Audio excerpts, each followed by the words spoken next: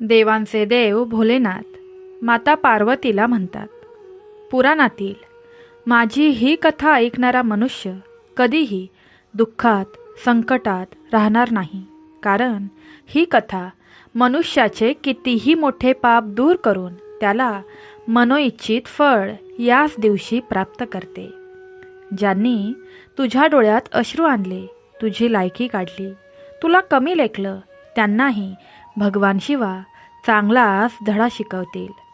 शिवाची ही कथा कितीही मोठे आजार, कितीही त्रास देणारा शत्रू आणि कितीही मोठ्या संकटांचा नाश करू शकते. त्यामुळे ही कथा अर्ध्यावर ऐकून सोडून देण्याची चुकी करू नका, नाहीतर कायम पस्तावत राहाल. शिवकृपा प्राप्त करण्यासाठी हर हर महादेव, जय माता पार्वती टाईप करून आजची कथा लाईक करा आणि शिवाचा प्रिय अंक 3 त्यामुळे 3 भक्तांना ही कथा शेअर करा. भगवान शिव आणि माता पार्वती तुमच्यावर प्रसन्न होऊन तुमच्या सर्व इच्छा पूर्ण करतील. चला तर मग ही चमत्कार करणारी कथा ऐकायला सुरुवात करूया. परिस्थिती कितीही कठीण असो, देवावर श्रद्धा ठेवा, कारण तो नेहमी आपल्यासोबत असतो. जेव्हा संपूर्ण जग तुम्हाला सोडून जाईल, तेव्हा फक्त देवाचं नाव घ्या. तो कधीच तुम्हाला एकटं सोडणार नाही. देवाची कृपा हळूहळू पण नक्कीच मिळते. फक्त तुमचा विश्वास अढळ असला पाहिजे. जगातील सर्व नातेवाईक दूर जाऊ शकतात, पण देवावर श्रद्धा ठेवणारा माणूस कधीही एकटा राहत नाही. प्रत्येक अंधारानंतर सूर्य उगवतो, तसेच प्रत्येक संकटानंतर देव तुमच्यासाठी काहीतरी चांगले घडवतो.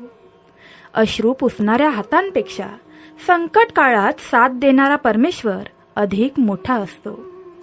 प्रार्थना आणि श्रद्धा हीच खरी संपत्ती आहे, कारण ती तुमच्यासोबत जन्मोजन्मी राहते.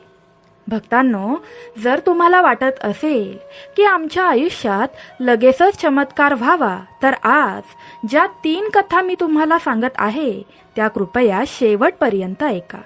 मान्य आहे, थोडा वेळ लागेल, पण तुमच्या भाग्यात होणारा चमत्कार तुम्हाला स्वतःला दिसेल.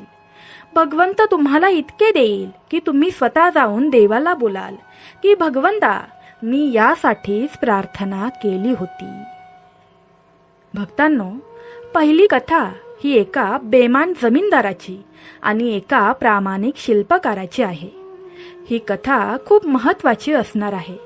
मी तुम्हाला विनंती करते की ती पूर्णपणे ऐका आणि या व्हिडिओच्या शेवटपर्यंत आमच्यासोबत राहा. सुंदरनगर राज्यातील एका छोट्या गावाच्या बाजारात गावातील जमीनदार धनीराम एका दुकानात बसला होता.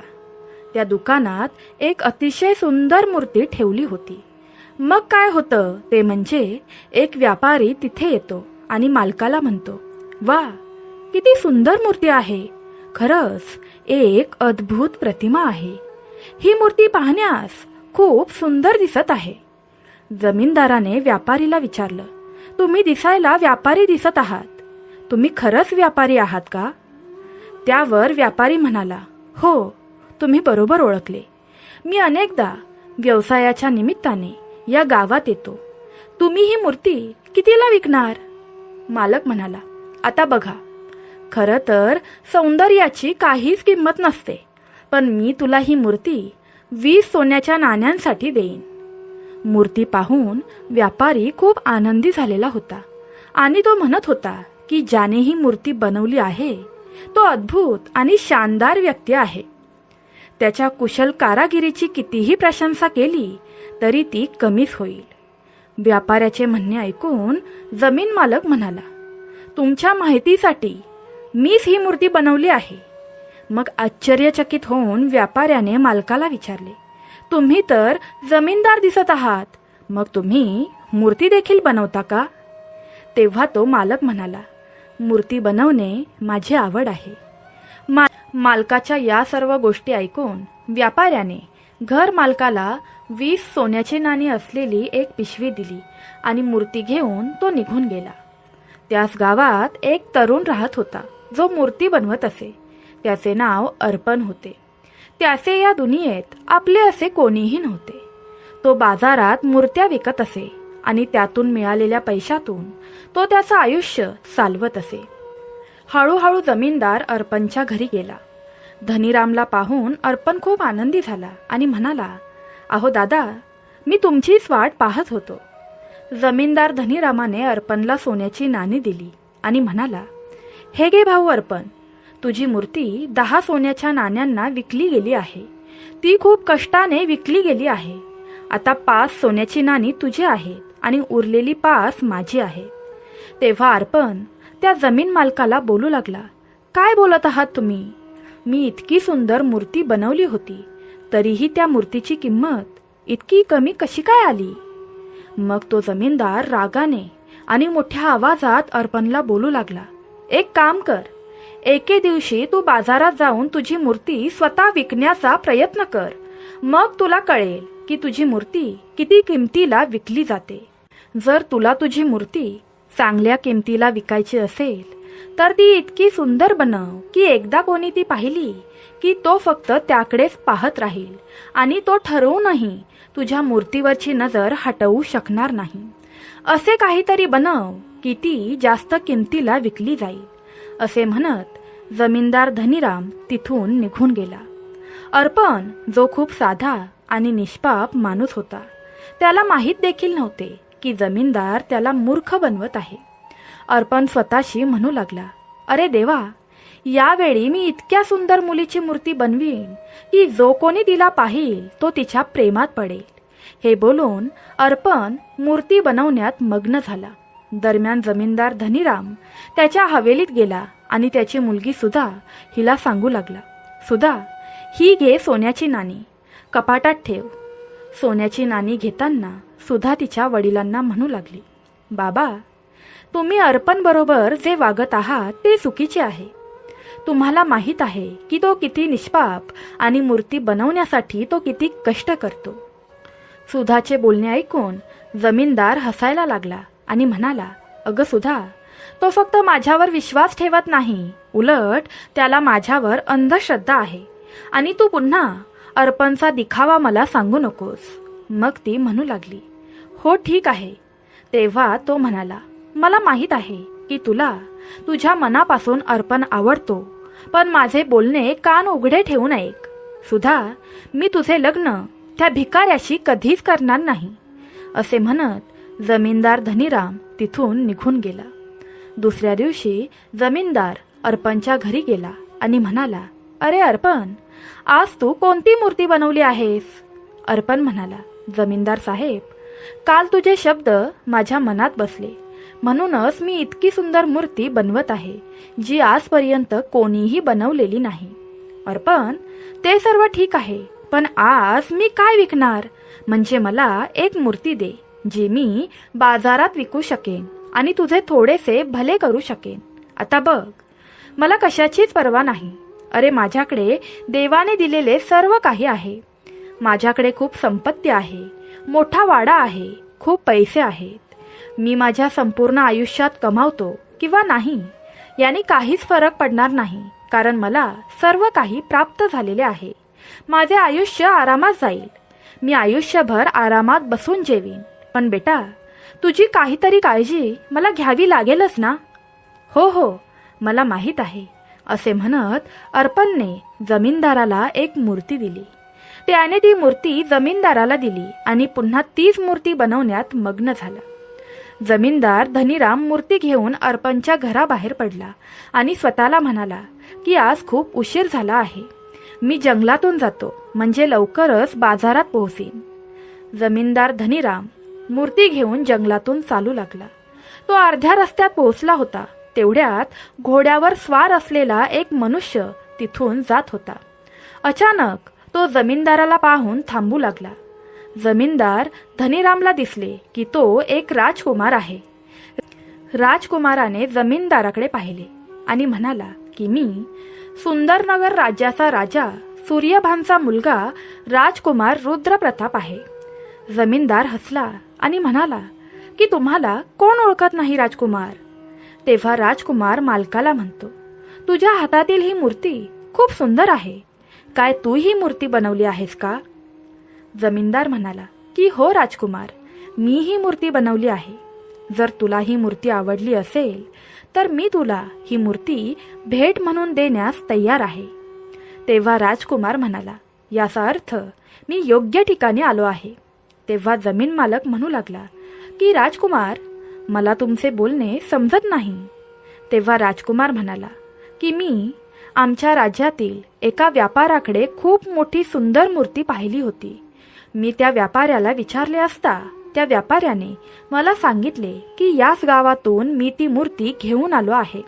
खरं तर मला एका सुंदर राजकुमारीची मूर्ती बनवून हवी आहे आणि ती मूर्ती मला माझ्या बाबांना भेट म्हणून द्यायची आहे.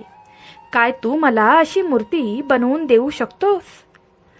मग धनीराम सेठ बोलू लागला, हो हो, का नाही राजकुमार. मग राजकुमार म्हणाला, ठीक आहे, मी तुम्हाला 9 दिवसांचा वेळ देतो. 10व्या दिवशी मी स्वतः सैनिकांसह ती मूर्ती घेण्यासाठी तुमच्या गावात येईन. जमीनदार म्हणाला, हो महाराज, ही आमच्यासाठी खूप अभिमानाची गोष्ट आहे. राजकुमार, मी या गावाचा जमीनदार आहे. तुम्ही 10व्या दिवशी माझ्या हवेलीत या. जमीनदार धनीरामचे म्हणणे ऐकून राजकुमार तेथून स्मित हास्य देऊन निघून गेला. दुसऱ्या दिवशी जमीनदार धनीराम अर्पणच्या घरी गेला आणि त्याला म्हणाला, अर्पण, काल एक व्यापारी माझ्याकडे आला होता जो एक सुंदर राजकुमारीची मूर्ती बनवून घेऊ इच्छितो. हे ऐकून अर्पण आनंदी झाला आणि म्हणाला, अरे वा, मग समजून घ्या की जमीनदार साहेब, काम झालं आहे. जमीनदार आश्चर्यचकित झाला आणि त्याने विचारले, तुला नक्की काय बोलायचे आहे? तेव्हा अर्पण बोलू लागला, हे पहा, मी एका अतिशय सुंदर राजकुमारीचीच मूर्ती बनवत आहे.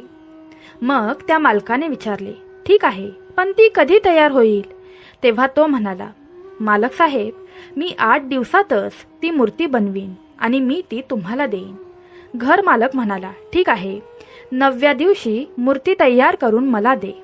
मी ही मूर्ती बाजारात विकून तुला खूप चांगली किंमत देईन. असे म्हणत घर मालक तिथून निघून गेला आणि अर्पण त्या सुंदर मुलीची मूर्ती बनवण्यासाठी दिवसरात्र मेहनत करू लागला. 8व्या दिवशी अर्पण त्याने बनवलेल्या सुंदर मुलीच्या मूर्तीकडे काळजीपूर्वक पाहत होता. तो विचार करत होता, अरे, मला अजूनही विश्वास बसत नाही की ही मूर्ती मी बनवली आहे. वा, असं वाटतंय की ही मूर्ती नाही तर आयुष्यातील एक जिवंत सुंदर राजकुमारी आहे. वा अर्पण, तू किती कारागिरी केली आहेस. तेवढ्यात घर मालक म्हणजेच तो धनीराम तिथे पोहोचला आणि मूर्ती पाहून मोठ्या आश्चर्याने म्हणाला, अरे अर्पण, काय काम केलं आहेस. तू किती सुंदर काम करत आहेस. तू खरोखरच सुंदर मूर्ती बनवली आहेस. खूप आश्चर्यकारक गोष्ट आहे. तू खूप छान काम केले आहेस भाऊ, खूप सुंदर. तेव्हा तो म्हणू लागला, जमीनदार साहेब, मलाही विश्वास बसत नाही की ही मूर्ती मी माझ्या स्वतःच्या हातांनी बनवली आहे. घर मालक म्हणाला, ठीक आहे अर्पण, आता ती मूर्ती मला दे. मग अर्पणने ती मूर्ती जमीनदाराला दिली आणि जमीनदार ती मूर्ती घेऊन आपल्या हवेलीत गेला. मूर्ती पाहून जमीनदाराची मुलगी सुद्धा आश्चर्याने म्हणाली की बाबा, यावेळी अर्पणने खूप सुंदर मूर्ती बनवली आहे. हो सुद्धा, पण त्या मूर्खाला माहीत नाही की उद्या राजकुमार ही मूर्ती घेण्यासाठी येणार आहे. हे ऐकून सुद्धा तिच्या वडिलांना म्हणाली की बाबा, मग तर तुम्ही नक्कीच ही गोष्ट अर्पणला सांगितली पाहिजे. त्यावर तो आपल्या मुलीला म्हणाला की चुकूनही अर्पणने ही मूर्ती बनवली आहे हे कोणालाही समजले नाही पाहिजे, कारण मी राजकुमाराला म्हटले आहे की ही मूर्ती मी स्वतः बनवणार आहे. सुद्धा एक लक्षात ठेव, राजकुमाराच्या समोर देखील ही मूर्ती अर्पणने बनवली आहे हे तू बोलू नकोस. जमीनदाराला माहीत नव्हते की कासेच्या खिडकीबाहेर गावातील एक व्यक्ती गुपचूप त्यांचे संभाषण ऐकत होता आणि हा विचार करत होता की ती मूर्ती काय सुंदर आहे. ती खूप चांगल्या प्रकारे घडवली आहे.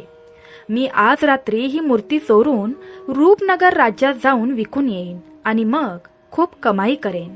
मी खूप श्रीमंत होईन. मग रात्री चोर शांतपणे त्यांच्या हवेलीत घुसला आणि ती मूर्ती त्याने शेवटी चोरलीच. त्याने ती मूर्ती चोरली आणि जंगलातील एका तळ्यावर घेऊन गेला. त्याने विचार केला की तो आजचा दिवस तलावाजवळ घालवेल आणि सकाळी तो रूपनगरला जाईल आणि तेथील राजकुमाराला मूर्ती विकेल. दुसऱ्या दिवशी सकाळी जेव्हा जमीनदार धनीरामने डोळे उघडले तेव्हा तिथून मूर्ती गायब असल्याचे पाहून तो आश्चर्यचकित झाला आणि तो सुधाला म्हणाला, सुधा, मला समजले आहे की ती मूर्ती अर्पणनेच चोरली आहे. त्या नालायक माणसाला कळले असेल की राजकुमार त्याने बनवलेली मूर्ती घेण्यासाठी येत आहे. तो सुधाला हे सांगत असताना राजकुमार त्याच्या सैनिकांसह तिथे पोहोचला.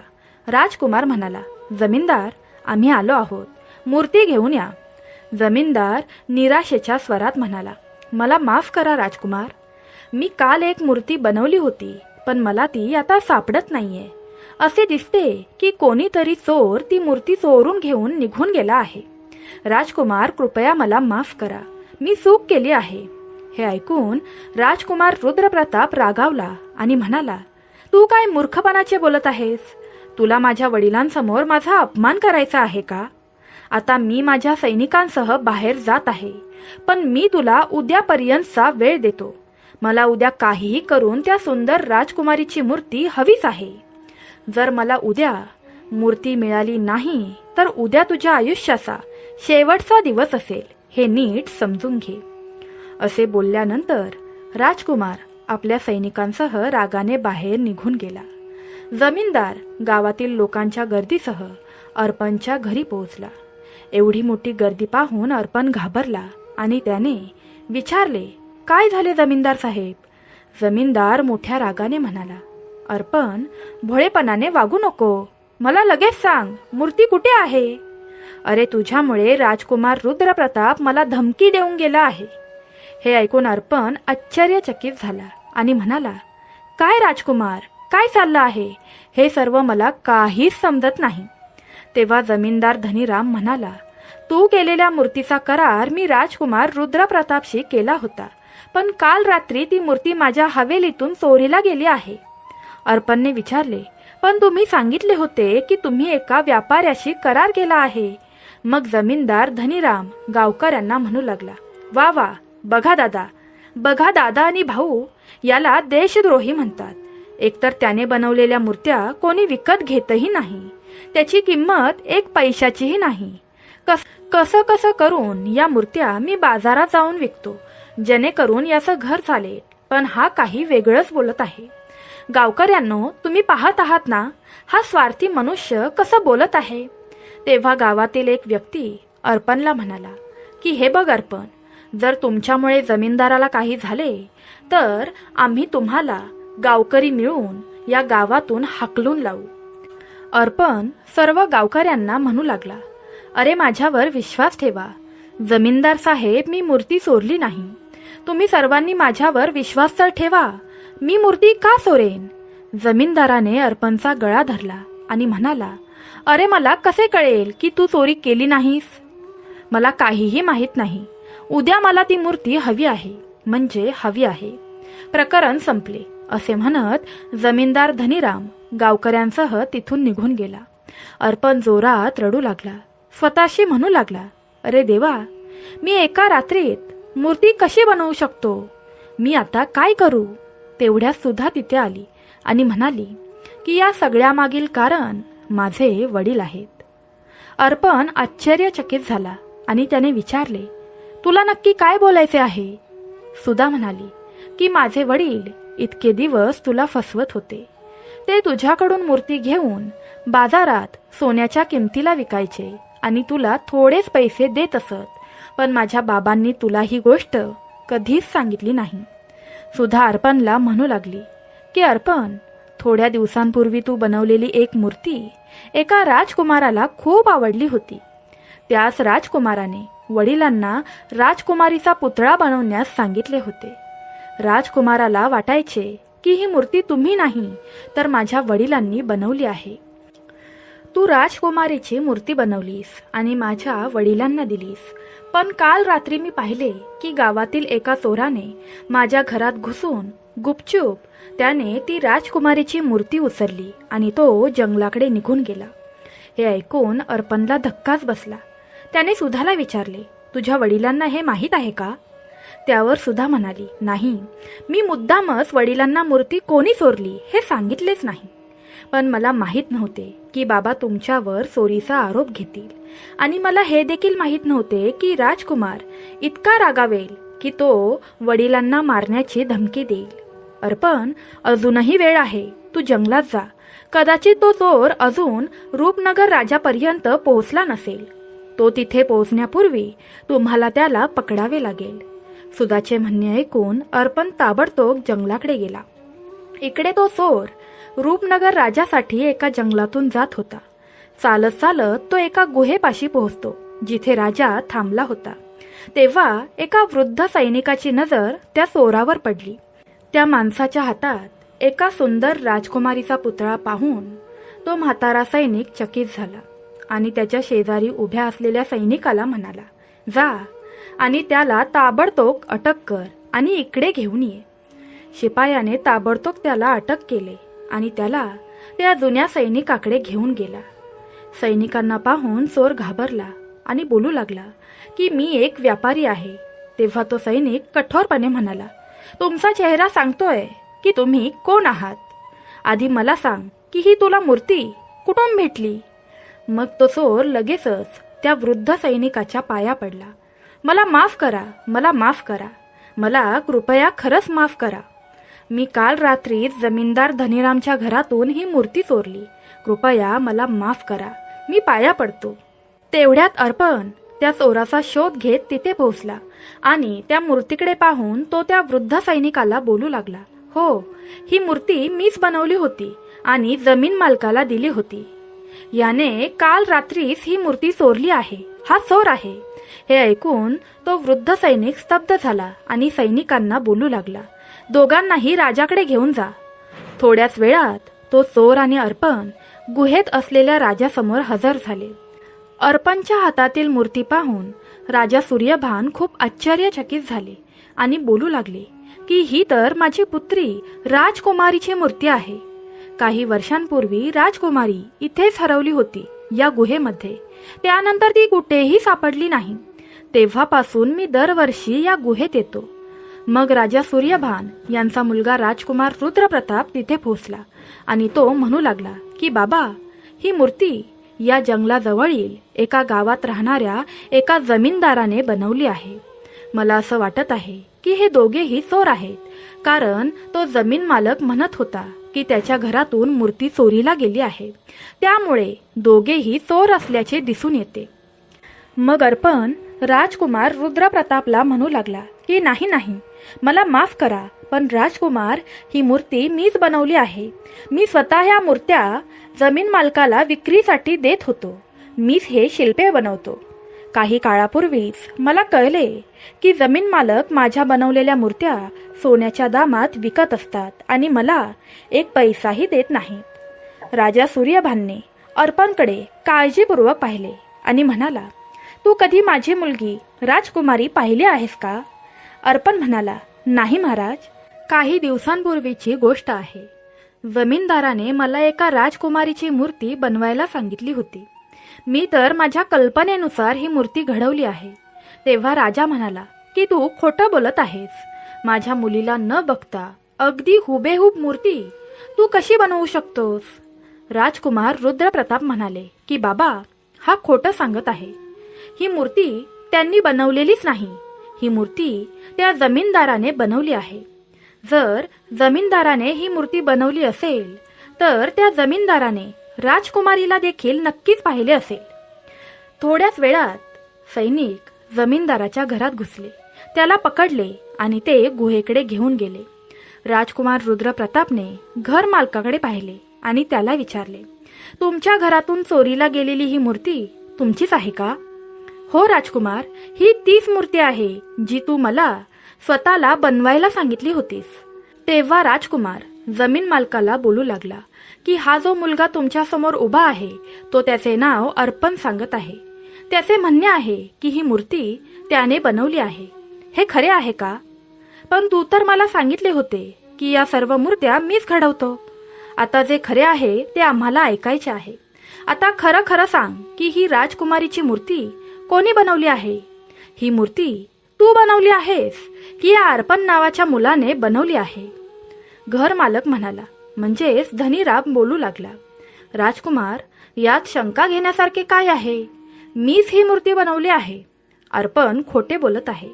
खरं तर त्याने माझ्या हवेलीतून ही मूर्ती चोरली आहे. तो चोरच आहे.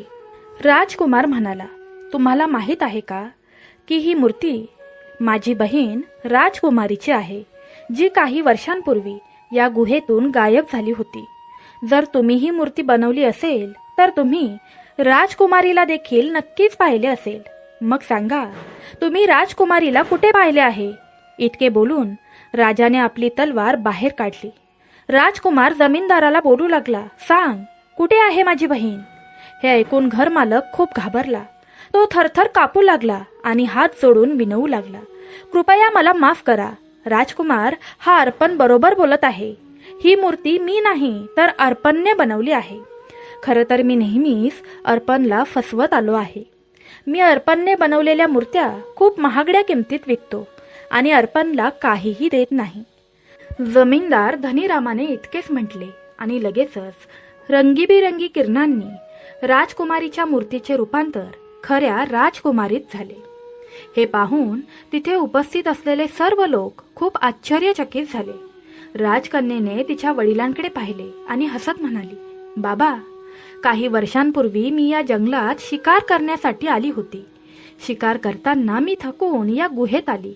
माझ्या प्रवेशामुळे येथील एका तपस्वीची तपश्चर्या भंग झाली आणि त्याने मला श्राप दिला की आता मी कोणालाही दिसणार नाही आणि कोणीही माझे ऐकणार नाही. मग मी जोरजोरात रडू लागली. त्या ऋषींना माझी दया आली आणि त्यांनी मला सांगितले की जेव्हा कोणी विचित्र शिल्पकार त्याच्या कल्पनेतून तुझ्यासारखी दिसणारी हुबेहूब मूर्ती बनवेल आणि तुझी मूर्ती या गुहेत परत येईल, तेव्हा त्या मूर्तीद्वारे तू तुझ्या मूळ स्वरूपात येशील. इतक्या वर्षांनी आपल्या मुलीला पाहून राजा सूर्यभान खूप आनंदी झाला आणि त्याने तिला गच्च मिठी मारली. राजकुमार रुद्रप्रतापने आपल्या सैनिकांना जमीनदाराला ताबडतोब अटक करण्याचा आदेश दिला आणि मग घरमालकाची मुलगी सुद्धा घरमालकाला सांगते की बाबा, मी तुम्हाला सांगितले होते की अर्पणसोबत असे करू नका. शेवटी तुम्हाला लाजिरवाणेपणाला सामोरे जावेच लागले. विश्वासघात नेहमीच वाईट ठरतो. तेव्हा अर्पण राजकुमाराला विनंती करू लागला की महाराज, कृपया तुम्ही आमच्या मालकाला सोडून द्या. जर तुम्ही त्यांना कारागृहात टाकले तर त्यांच्या मुलीचे काय होईल? तेव्हा राजप्रताप जमीन मालकाला बोलू लागला, बघा, ज्याला तू लुटायला आला होतास त्यानेच तुझा जीव वाचवला आहे.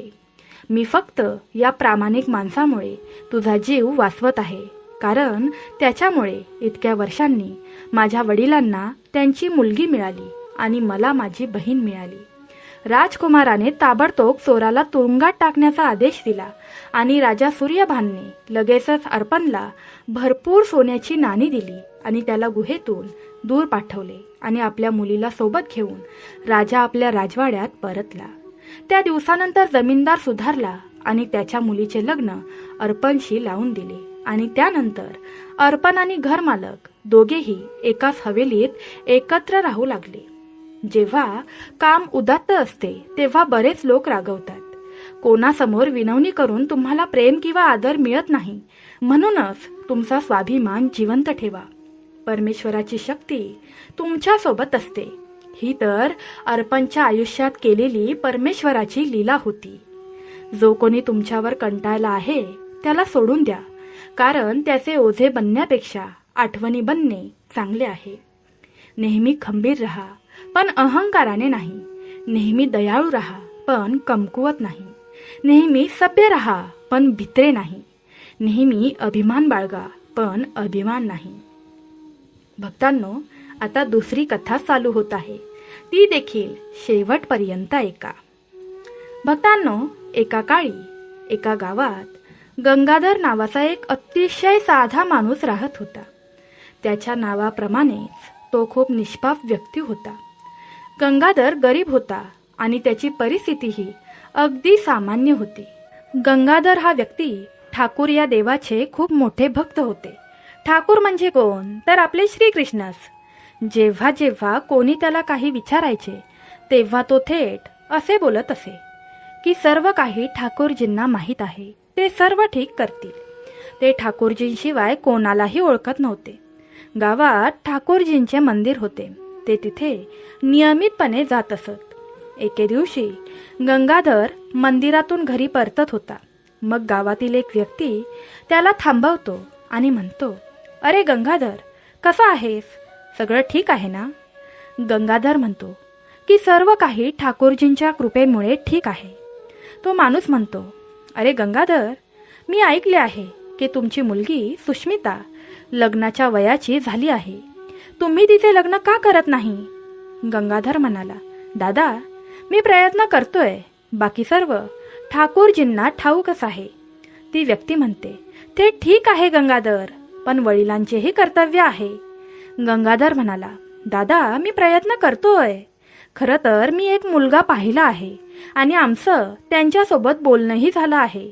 पण समस्या अशी आहे की आजकाल हातात पैसे उरत नाही आणि पैशाशिवाय लग्न करणे अशक्य आहे. त्या व्यक्तीने गंगाधरला सल्ला दिला, गंगाधर बघा, गिरीधारी लाल नावाचा एक सेठ आहे. त्याच्याकडून लग्नासाठी पैसे कर्ज घ्या. पैसे कमवा आणि लग्नानंतर ते परत करा. किमान तुमच्या मुलीचे लग्न तरी होईल. गंगाधर म्हणाला, तू बरोबर बोलत आहेस. मी आता जाऊन त्यांच्याशी बोलेन. काम झाले तर ठीक आहे, नाहीतर सर्व काही ठाकूरजींना माहीतच आहे. त्या व्यक्तीचा सल्ला घेऊन गंगाधर सेठ गिरधारीकडे कर्जावर काही पैसे मागण्यासाठी गेला. गंगाधरला पाहून सेठ म्हणाला, गंगाधर, ये, बस. मला सांग, तू इकडे कसा काय आलास? गंगाधर म्हणाला, सेठची, माझी मुलगी लग्नाच्या वयाची झाली आहे आणि तिच्या लग्नासाठी मला 1,00,000 रुपयांचे कर्ज हवे आहे. सेठ म्हणाला, गंगाधर, तुला 1,00,000 रुपये मिळतील, पण एक गोष्ट लक्षात ठेव की मी त्या 1,00,000 रुपयांचे प्रत्येक वर्षी कर्ज घेईन. तुम्ही पैसे देईपर्यंत मी 1 वर्षासाठी व्याज घेईन. मी 20 रुपयांच्या प्रमाणे व्याज घेत जाईन. यावर गंगाधर म्हणाला, हे सर्व मान्य आहे सेठ, मला सर्व काही मान्य आहे. तेव्हा सेठ म्हणाला, ठीक आहे, मग बाकीचे कागदपत्रे तयार करूया. सेठजीने व्याजाचा सामान्य दर निश्चित केला आणि त्यानंतर गंगाधर पैसे घेऊन घरी आला. त्या पैशांनी गंगाधरने त्याच्या मुलीचे लग्न मोठ्या थाटामाटात केले. मुलीचे लग्न देखील झाले आणि ती तिच्या सासरच्या घरी गेली. त्यानंतर गंगाधर घर सोडून गावातील ठाकूरजींच्या मंदिरात आपला बहुतेक वेळ घालवू लागला. तसेच तो दुसरीकडे काम देखील करू लागला आणि कर्ज फेडण्यासाठी प्रत्येक पैसा गोळा करू लागला.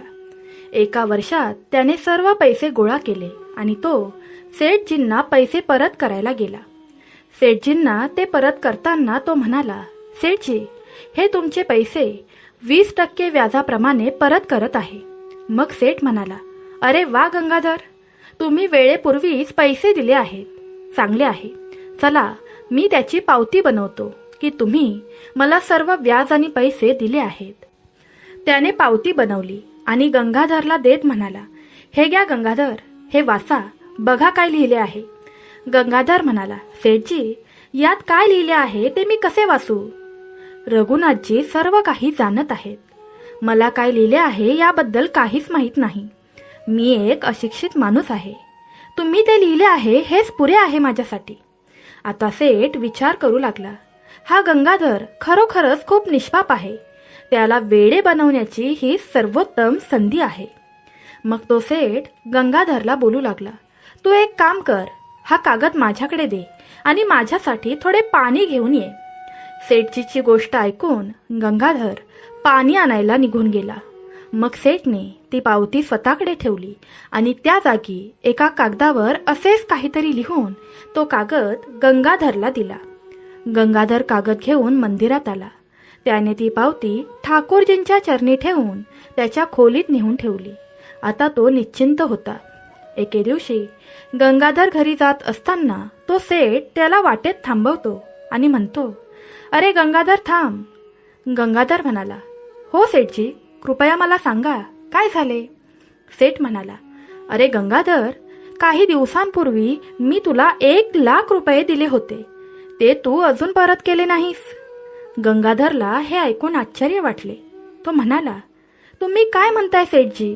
मी काही दिवसांपूर्वीच ते पैसे तुम्हाला परत केले होते आणि त्या बदल्यात तुम्ही मला पावतीही दिली होती. विसरलात का? तो सेठ म्हणाला, कसली पावती? मी तुला पावती वगैरे काही दिली नाही. दोघांचे संभाषण ऐकून गावातील लोक तिथे जमले. सेठ गावातील लोकांना म्हणू लागला, बघा भाऊ, हा गंगाधर माझ्याकडून घेतलेले पैसे परत करत नाहीये आणि विचारल्याबद्दल तो असंबद्ध गोष्टींबद्दल सांगत आहे. गंगाधर म्हणाला, सेठजी, तुला काय झालं आहे? तू का खोटं बोलत आहेस? मी तुमचे पैसे परत केले होते. सेठ म्हणाला, मी खोटे बोलत आहे का मग? यावर गंगाधर म्हणाला, मी खरे बोलत आहे. सेठजी, खरंच तू खोटे बोलत आहेस. मी ठाकूरजींची शपथ घेतो. मग सेठ म्हणाला, ठीक आहे, आधी चोरी आणि त्याचबरोबर तू बडाई देखील मारत आहेस. मग ठीक आहे, मग आता आम्हाला तुम्ही न्यायाधीशात भेटा. तिथे कोण खरे बोलत आहे आणि कोण खोटे बोलत आहे ते दिसेलच. त्यानंतर सेठने गंगाधरच्या निर्दोषतेचा फायदा घेण्यासाठी त्याच्यावर खटला दाखल केला. मग न्यायाधीशात दोघांना देखील उभे केले गेले.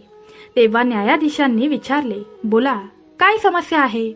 तेव्हा तो सेठ बोलू लागला, या गंगाधराने माझ्याकडून काही दिवसांपूर्वी त्याच्या मुलीच्या लग्नासाठी 1,00,000 रुपये घेतले होते, पण तो आता बोलत आहे की मी तुमचे पैसे परत केले आहेत. मग गंगाधराला विचारले जाते की गंगाधर, तुम्ही सेठकडून 1,00,000 रुपये उधार घेतले होते का?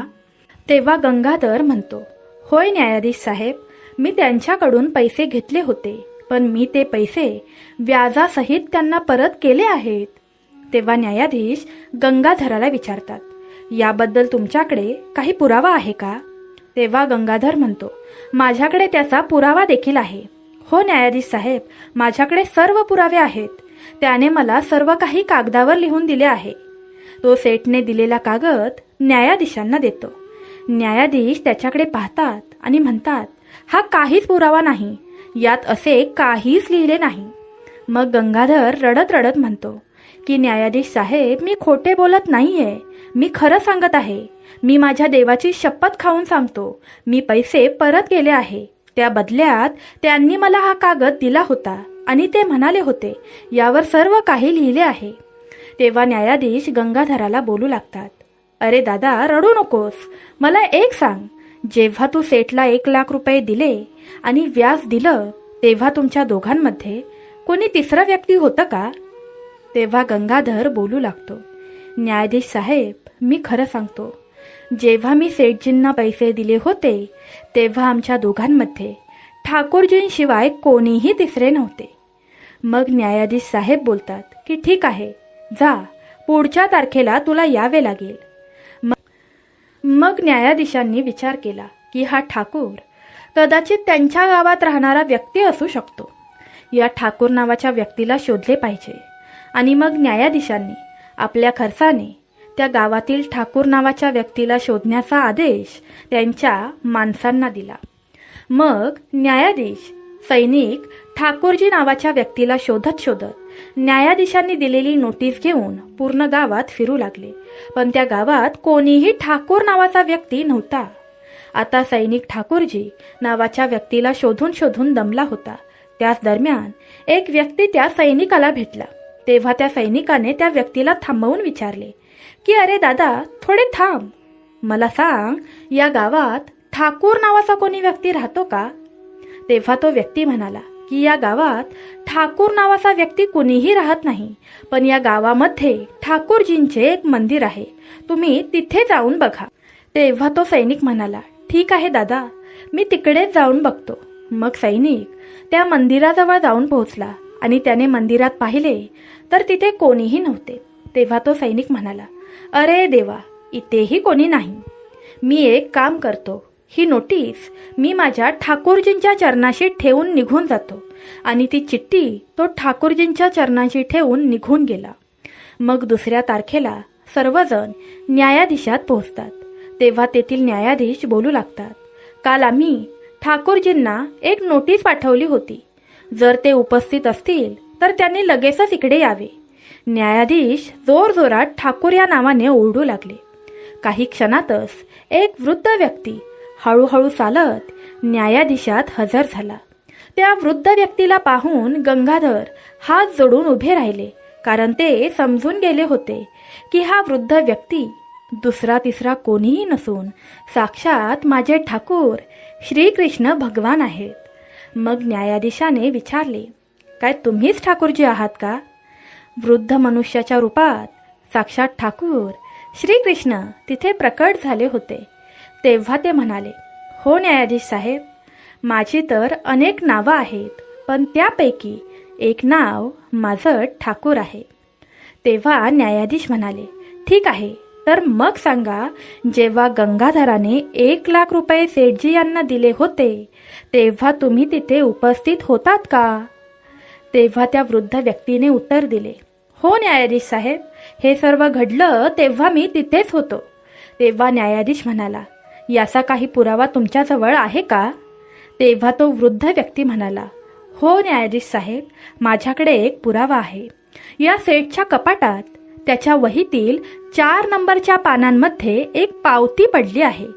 कृपया ती पावती तुम्ही मागवून घ्या. त्या चिठ्ठीमध्ये सर्व साफ साफ लिहिलं आहे. हे ऐकून तो सेठ पूर्णपणे आश्चर्यचकित झाला आणि आता घाबरूनच गेला. मग न्यायाधीशाने एका सैनिकाला त्या सेठच्या घरी पाठवले आणि ती पावती आणायला सांगितली. सैनिक त्या सेठच्या घरी जाऊन ती पावती देखील घेऊन आला. जेव्हा न्यायाधीश साहेबांनी ती पावती पाहिली तेव्हा त्या पावतीमध्ये सर्व काही पैसे गंगाधराने दिले आहेत असे साफ साफ लिहिले होते.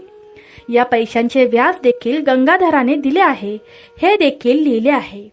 मग न्यायाधीशाने सेठला दोषी ठरवले आणि त्याला शिक्षा दिली आणि गंगाधराला आदराने घरी सोडण्यात आले.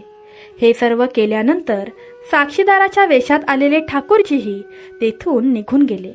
आता न्यायाधीशांनी गंगाधराला वेगळे बोलावले आणि विचारले, गंगाधर, हे ठाकूरजी तुमच्या गावात राहतात का?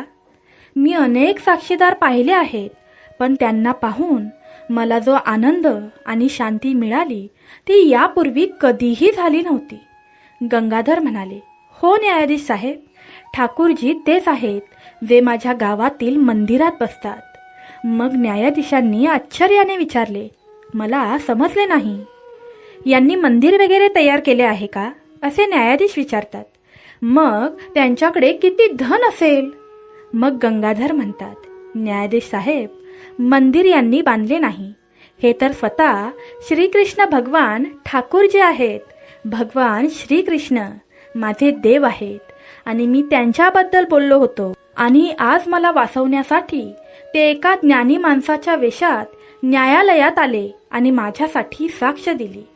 मग न्यायाधीश दुःखाने म्हणतात, आज मी एक खूप मोठी चूक केली आहे. देव माझ्यासमोर उभा राहिला आणि मी बसून राहिलो. हे विचार करून न्यायाधीशांना खूप वेदना झाल्या. त्यांनी न्यायाधीश पदाचा राजीनामा दिला आणि वृंदावनात येऊन ते स्थायिक झाले. भक्तांनो, काही गोष्टी न मागता मिळतात, फक्त त्यांच्या जवळ गेल्याने. जसे की अग्नीतून उष्णता, पाण्यातून थंडपणा, गुलाबातून सुगंध. तुम्हाला त्या मागण्याची गरज नाही, तुम्हाला फक्त त्यांच्याकडे जावे लागेल. त्याचप्रमाणे देवाशी जवळीक वाढवा, त्यांच्या जवळ जा आणि तुम्हाला न मागता सर्व काही मिळेल. देव म्हणतो, तुम्ही जे हवे आहे ते करा, मग मला जे हवे आहे ते मी करीन. म्हणूनच तुम्ही जे मला हवे आहे ते करा, मग तुम्हाला जे हवे आहे ते मी देईन. भक्तांनो, आता तिसरी आणि शेवटची कथा तुमच्या रडक्या भाग्यात चमत्कार करेल. स्वतः श्रीकृष्ण येऊन तुमचे सर्व दुःख नष्ट करतील. भक्ताचा विश्वास आणि श्रीकृष्णाचा चमत्कार. कर्नाटकमधील एका लहानशा गावात गिरीधर नावाचा एक श्रीकृष्ण भक्त राहत होता. तो अत्यंत गरीब होता, पण त्याचा श्रीकृष्णावर अढळ विश्वास होता. तो रोज श्रीकृष्णाची पूजा करत असे, नामस्मरण करत असे आणि गावातील लोकांना चांगले विचार सांगत असे. त्याच्या या श्रद्धेमुळे काही लोक त्याची टिंगलटवाळी करत, तर काही जण त्याला वेड्यात काढत. गिरीधराची एकच इच्छा होती, श्रीकृष्णाची सेवा करणे आणि त्याच्या नामस्मरणात आयुष्य घालवणे. त्याचा व्यवसाय म्हणजे लहानशा मंदिराच्या बाहेर फुलांची माळ विकणे. तो आपल्या मिळकतीतील अर्धा भाग मंदिरासाठी आणि उरलेला भाग गरिबांना अन्न वाटण्यासाठी वापरत असे. आता त्याचा परीक्षेचा काळ आणि संकटांचा सामना सुरू होतो. एका वर्षी गावात भयानक दुष्काळ पडला. नद्या आटल्या, शेतात पीक उगवत नव्हते आणि लोक अन्नावाचून त्रस्त झाले. गिरीधराच्या फुलांच्या व्यवसायावरही परिणाम झाला. कुणीच फुले विकत घेत नव्हते. त्याच्याकडे खाण्यासाठी अन्नही उरले नाही. लोक त्याला म्हणू लागले, तू रोज श्रीकृष्णाची सेवा करतोस, त्याची भक्ती करतोस, मग तुला या संकटातून तो का वाचवत नाही? त्यावर गिरीधर शांतपणे उत्तर देई, श्रीकृष्ण माझी परीक्षा घेत आहेत. मी त्याच्यावर पूर्ण विश्वास ठेवतो. तो मला कधीही उपाशी ठेवणार नाही. आता खरी चमत्काराची सुरुवात होते. आता पहा श्रीकृष्णाची लीला. एके दिवशी गिरीधर उपाशीपोटी मंदिरात बसून श्रीकृष्णाचे भजन करत होता. अचानक एक सुंदर तरुण राजपुत्रासारखा मनुष्य त्याच्याकडे आला. त्याने अत्यंत प्रेमाने गिरीधरला विचारले, हे भक्त, तुला उपाशी पाहून मला खूप वाईट वाटतंय. मी तुझ्यासाठी काही अन्न घेऊन आलो आहे. गिरीधरला हे पाहून आनंद झाला. त्या तरुणाने त्याला गरम गरम भोजन दिले. त्या अन्नाचा सुवास संपूर्ण मंदिरात दरवळू लागला. गिरीधरने आनंदाने ते अन्न ग्रहण केले. गिरीधरने त्या तरुणाला विचारले, तुम्ही कोण आहात महाराज? तरुणाने फक्त स्मित हास्य केले आणि म्हणाला, मी तुझ्या विश्वासाची परीक्षा घ्यायला आलो होतो भक्ता. इतकं बोलून तो अचानक अदृश्य झाला. गिरीधरला क्षणभर काही समजलेच नाही. त्याने पाहिले तर श्रीकृष्णाच्या मूर्तीचे चरण ओले झाले होते. जणू काही कोणीतरी त्यावर पाणी सांडले होते. त्याला समजले की स्वतः श्रीकृष्ण त्याच्या घरी आले होते आणि त्याने त्याला भोजन दिले होते. त्याच्या डोळ्यातून आनंद अश्रू वाहू लागले. हा चमत्कार पाहून गावातील लोक थक्क झाले. जे लोक त्यांची टिंगल करत होते ते आता त्याच्या श्रद्धेची पूजा करू लागले. गिरीधरचा विश्वास योग्यच होता असे सर्वांनी कबूल केले. त्यानंतर गावात पुन्हा पाऊस पडू लागला. पिके उगवू लागली आणि दुष्काळ कायमचा संपला. श्रीकृष्णाने आपल्या भक्ताची परीक्षा घेतली, पण त्याला कधीही सोडले नाही. ही कथा आपल्याला शिकवते की आपण कितीही संकटात असलो तरी देवावरचा विश्वास कधीही सोडू नये. तो आपल्या भक्ताची नेहमीच काळजी घेतो. फक्त आपण त्याच्यावर पूर्ण श्रद्धा ठेवायला हवी. श्रीकृष्ण म्हणतात, जो माझ्यावर श्रद्धा ठेवतो मी त्याला कधीही सोडत नाही. आपणही जर नामस्मरण, चांगले कर्म आणि भक्ती केली तर श्रीकृष्ण आपल्यालाही नक्कीच मदत करेल. श्रीकृष्ण सांगतात, अरे बाळा, जो माझ्यावर अखंड श्रद्धा ठेवतो मी त्याला कधीच सोडत नाही. परिस्थिती कशीही असो, कर्म करत राहा, फळाची चिंता करू नका. जे काही होतं ते चांगल्यासाठी होतं. जे होतं ते चांगल्यासाठीच आहे आणि जे होणार आहे तेही चांगलेच असेल. मानवाच्या जीवनात विश्वास आणि संयम हेच त्याचे खरे बळ असते. दुःखावर विजय मिळवायचा असेल तर श्रीकृष्णाचे नाव घ्या, राधे राधे नामजप करा, तोच तुमचा आधार आहे. जेव्हा कोणी तुम्हाला सोडून जाईल तेव्हा समजून घ्या की त्याची तुमच्या आयुष्यातील भूमिका संपली आहे. नशिबावर नव्हे तर आपल्या कर्मावर विश्वास ठेवा, कारण श्रीकृष्ण सुद्धा कर्मयोगी होते. चांगले कर्म करत राहा, कारण देव कधीच चांगल्या कर्माची फळे नष्ट करत नाही. संकट येतात, जातात देखील, पण श्रीकृष्णावर श्रद्धा ठेवली तर संकटही वरदान ठरतात.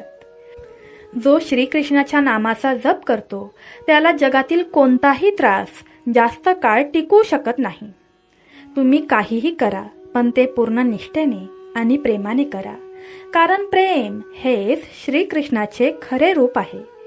सत्य, भक्ती आणि प्रेम हाच भगवंताला प्राप्त करण्याचा मार्ग आहे. जेव्हा तुम्ही स्वतःवर आणि भगवंतावर विश्वास ठेवता तेव्हा कोणतीही वाईट शक्ती तुम्हाला पराभूत करू शकत नाही. कधीही अहंकार बाळगू नका, कारण श्रीकृष्णाला अहंकार नष्ट करायला वेळ लागत नाही. शांती हवी असेल तर मनाला श्रीकृष्णाच्या चरणी अर्पण करा. देवावर विश्वास ठेवा. जगातील कोणतेही संकट तुम्हाला पराभूत करू शकणार नाही. प्रयत्न करत राहा. देवावर विश्वास ठेवा. योग्य वेळी तोच तुमच्या प्रत्येक कष्टाचं फळ देईल. जीवनात कधीही निराश होऊ नका, कारण देव नेहमी आपल्या भक्तांची परीक्षा घेतो, पण कधीही त्यांना सोडत नाही. मन प्रसन्न असेल तर देव तुमच्यासोबत आहे. मन अस्वस्थ असेल तर समजून घ्या की तुम्ही देवापासून दूर आहात. तुमच्या प्रत्येक अश्रूचा हिशोब देव ठेवतो आणि योग्य वेळी त्याचे फळही देतो. संकट आलं की लोक बाजूला होतात, पण देव मात्र तुमच्या सोबतच असतो. आयुष्याच्या प्रत्येक टप्प्यावर देवावर विश्वास ठेवा. तो कधीही तुम्हाला हरवू देणार नाही. भगवंताचा चमत्कार आणि आशीर्वाद मिळवण्यासाठी भक्ताने नक्की काय करावे? तर भगवंताचा चमत्कार आणि आशीर्वाद अनुभवण्यासाठी प्रत्येक भक्ताने श्रद्धा, भक्ती आणि सात्विक आचरण यांचा मार्ग अनुसरावा. अढळ श्रद्धा ठेवावी. कोणत्याही परिस्थितीत भगवंतावर विश्वास ठेवा. सुखात आणि दुःखातही देवाचे स्मरण करा. संकटे आली तरीही भगवंत माझ्यासोबत आहे हा विचार मनात ठेवा. टाईप करा, भगवंत माझ्यासोबत आहे. देव कधीच आपल्या भक्तांची परीक्षा सोडत नाही, पण भक्तानेही आपला विश्वास कमी करू नये. सात्विक जीवन जगा. सत्य, अहिंसा, प्रेम आणि दयाळू वृत्ती बाळगा. पाप आणि वाईट कर्मांपासून दूर राहा. लोभ, क्रोध, मत्सर, अहंकार यांचा त्याग करा. नेहमी परोपकार करा. दुसऱ्यांना मदत करण्याची सवय लावा. देवाचे नामस्मरण आणि ध्यानधारणा करा. श्रीकृष्णांचा पवित्र मंत्र ओम नमो भगवते वासुदेवाय नमः किंवा ओम कृष्णाय वासुदेवाय हरये परमात्मने प्रणतक्लेशनाशाय गोविंदाय नमो नमः यांसारखे मंत्र जप करा. रोज किमान 108 वेळा तरी भगवंताचे नाम घ्या. आता तुम्ही शांत ठिकाणी बसा. डोळे बंद करा आणि मन एकाग्र करा. श्रीकृष्णाचं गोड स्वरूप डोळ्यासमोर ठेवा आणि त्यांच्या लीला आठवा. श्वासावर लक्ष केंद्रित करा आणि भगवंताचे नाव मनातल्या मनात जपा. भगवंताशी संवाद साधा. देवाला तुमच्या मनातील गोष्टी सांगा. जणू काही तो तुमच्या समोर आहे. प्रत्येक गोष्टीसाठी त्याचे आभार माना, मार्गदर्शन माना. तयार असाल तर धन्यवाद परमेश्वरा, धन्यवाद देवा टाईप करा. भजन, कीर्तन, सत्संग, स्तोत्रे म्हणायला लागा. कीर्तन आणि सत्संगात सहभागी व्हा. यामुळे मनाची भक्ती अधिक दृढ होते. श्रीमद भगवद्गीता वाचा. त्यातील शिक्षांचे पालन करा. भगवंताच्या रूपात प्रत्येक प्राणीमात्राची सेवा करा. गरजू लोकांना अन्न, वस्त्र किंवा मदत द्या. कुणाचेही मन दुखवू नका. नेहमी प्रेमाने वागा. भगवंताचा आशीर्वाद मिळवण्यासाठी संयम आवश्यक आहे. चमत्कार त्वरित घडत नाहीत, पण भक्ताची श्रद्धा आणि भक्ती अढळ असते